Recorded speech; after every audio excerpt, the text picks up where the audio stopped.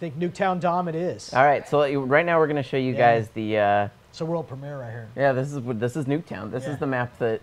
Nuketown I have to imagine you guys hear about this from fans all the time. Nuketown, Nuketown, Nuketown. Yeah, they love this. They love this map. I mean, I enjoyed it as a change of pace because it's a bit of a smaller map, which objective-based modes on Nuketown are nuts because especially like domination, there's always like the one point that's like impossible to take until some team gets very, very lucky and just manages to survive the grenades that are coming in. It's this is about, you're about to see chaos. So let's see if IGN live stream what his tactics are on this is a world premiere right here, Nuketown 2025. We have shown some video, but we've never actually got to see Nuketown 2025 get played. So, Domination, Nuketown 2025 world premiere right here, following IGN live stream. Let's see.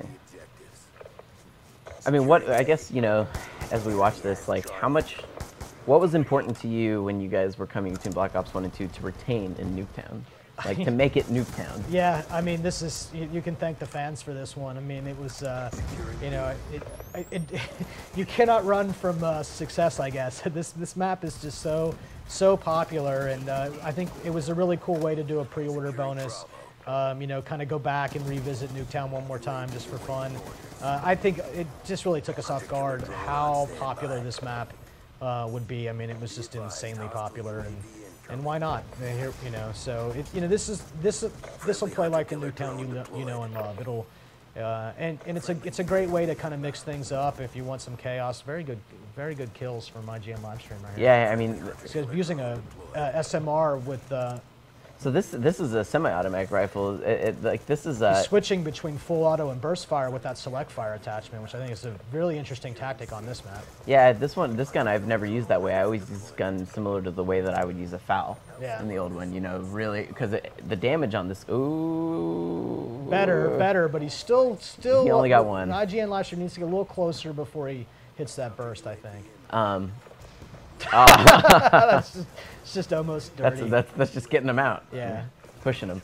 I can see that there's been a little bit of an aesthetic change to this. Oh, like that. Yeah, the car under the garage, right. So the art, in fact, actually has completely been revamped and reimagined. So, but we wanted to retain the basic layout of Nuketown and, keep that kind of fast, furious action, that high scoring modes. You can see that right there. Now that's a good call. We'll probably pick up 3 or 4 my gosh! right here. Oh, nicely done. That's four. That's a 4-piece Hellstorm missile right there. Very well done. One thing I've noticed is like if you watch his score go up right there, he's only getting 25 per kill. Yeah, points. So it's not like he's going to use something like that and then all of a sudden just get a massive score streak. That's really, we were talking about that earlier and how important it was to use score because I have that granularity. So although he 4-pieced with the Hellstorm missile right there, it was effectively the equivalent of 1 normal kill, right? So while score streaks count towards score streaks, as you saw, because we're using score, they're not counting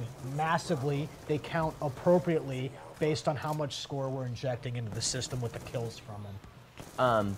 So, sorry. So, in the campaign, I know that it jumps between times and you'll see some of the old guns. But in multiplayer, it's all future tech. Yeah, it's all 2025 in multiplayer. There's a little more creative liberty in zombies with the range of guns that you're using as well. Oh man, nice again. Yeah, that's a very crazy. I think you've slowly coached him a little bit. See, trust Vaughn. I can help you. Yeah, I've played against you. I'll say that that's true. Playing against you is. You're overly generous, but thank you. I don't know that I had fun playing against you because it was such a sweep. So this is the true story about the game right now. This is about the last couple days of my life where I'll be good at my own game. Fairly soon, when the game makes it into the public, I probably will have to close up my profile, not go public, because the real fans are about to get their hands on this game here in a couple days, and it's over for me. I will stop being good. I mean, for you, is that kind of it's got to be rewarding in its own way, right? To see people that can achieve things on maps that you didn't even know were quite possible. It's simultaneously thrilling and depressing. We joke about it all the time that our fun is about to end. Our day of being the king of our game is about over. Man, there's a lot of people throwing up the Guardians. Yeah, it's a great way to. Yeah, it's a good thing to do. Actually, you do not want to come out here if you're that other well, team. I'm telling you, you're one or two grenades away from dealing with that. So this is the thing, right? Players, don't be selfish. Players, make a class with EMPs. You will actually be able to deal with that thing in a very clever way. That was a trophy system, by the way, that he was just walked past there. So it's something that what you see from the game is players are.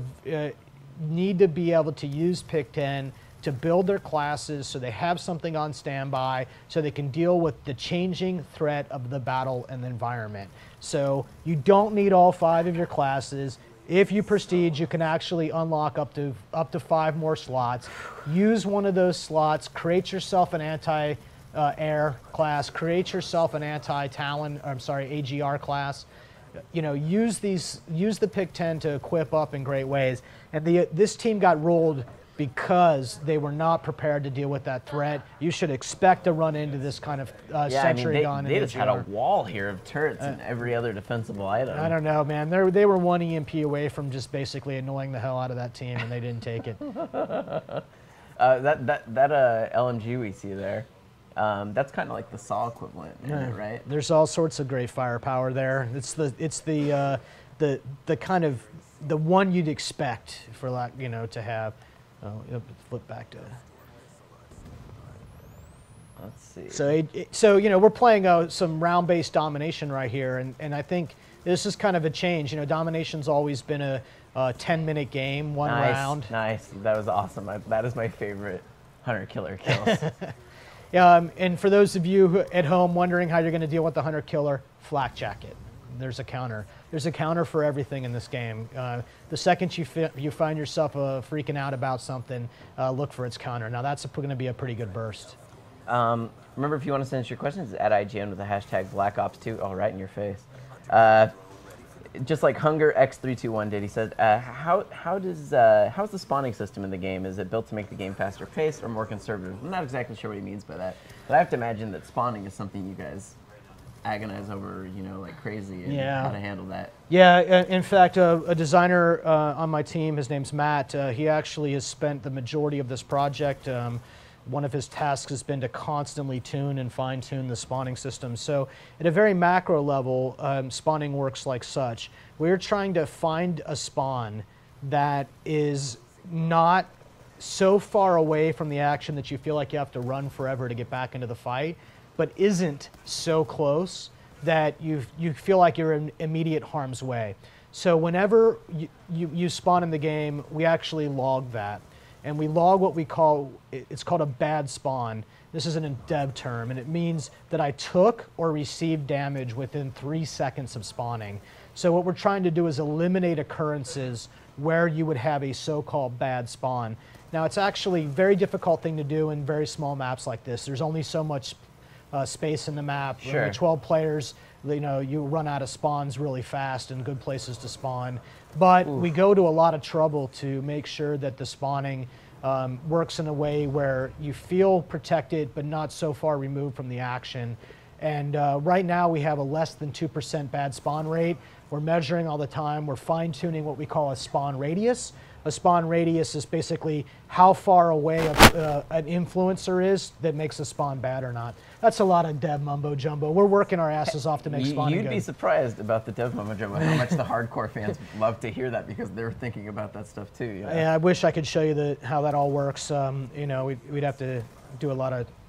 I guess the thing is, the short story of it is there's a lot of math that goes on that people don't. Yeah, look, it's something that we take super seriously. We know that there's something that the fans are really passionate about. I hear you, I hear you, I hear you. And we've invested pretty heavily to make sure of this scenario. Yeah, see, there's no lunge, kid. You gotta get good. This shotgun, though, is particularly brutal at how fast, how the shotgun he was using. Yeah, he's flipping guns all the time right here on IGN livestream. Oh, there we go with the ballistic knives. Let's see what he's got.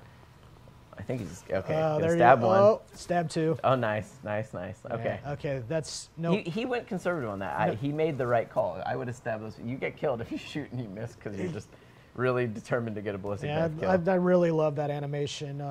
Phil and his animation Flak team. Jacket totally saved that guy. Yeah, for sure. Really cool animation, and he flips the knives up in his hands like that. Phil and the animators, the weapon animators, did a really fantastic job making these things have some personality. This is just like Nuketown is basically a big pile of bodies, really. Oh yeah, I mean that's the thing, is it's one of the most insane maps. It's actually surprised me when I found out that like this is the one that fans overwhelmingly demanded. I mean, granted, I feel like the art style of it has always been like made it super stand out because it's like one of the only maps with that very distinct kind of cheesy 50s aesthetic to it. But I don't, like I said, there's some things I don't get. You know, I enjoy some Nuketown from time to time myself. I think you know, I would say, Anthony, it's like it's almost like we can't make the game fast enough. You know? It's really fun stuff. You know, I know that question was really technical, but Hunter X321, you're getting a PS3 copy of the game. Because I like to hear the tech side of it. You know, I think that the people sometimes don't necessarily appreciate how much effort and care goes into you guys agonizing over how to, like, even the smallest changes, how that's going to have like a cascade effect. You can say that about everything in the game. I mean, the spawning's just one example. There's a lot of agony involved everywhere. This is a studio really passionate discourse, so the conversation about what to do and how to go about it and whether it's the right decision, you know, if you could be on a fly on a wall, you'd be surprised how much, you know, you guys think you argue over this stuff. We're arguing about it as well. So if you guys want to hit us up, it's at IGN for those who are just joining us on Twitter with the hashtag Black Ops 2.